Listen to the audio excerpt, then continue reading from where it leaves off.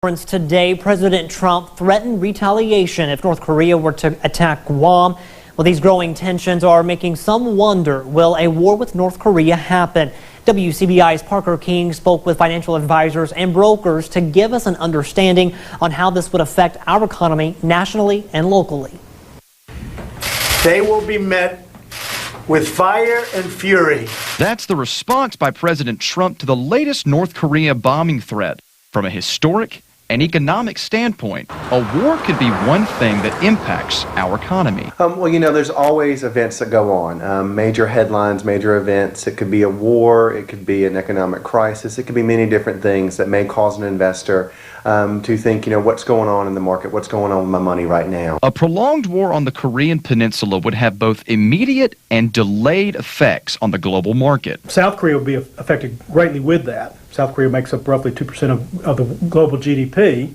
So as their supply chains and economics are affected by that war directly right there, you could see that ripple across through the global economy. The economy is a constant roller coaster, going up and down.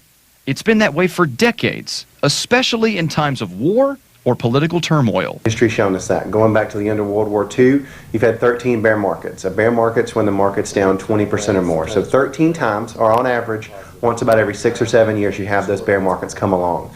So you know when you're factoring into your financial plans for those long-term goals, there's going to be ups, there's going to be downs. Investors aren't the only ones who can lose money.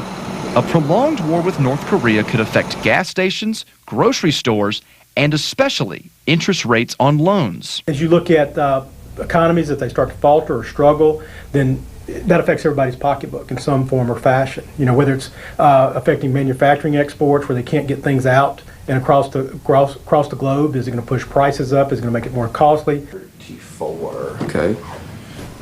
Guam, by the way, is home to two strategic U.S. bases, Naval Base Guam and Anderson Air Force Base.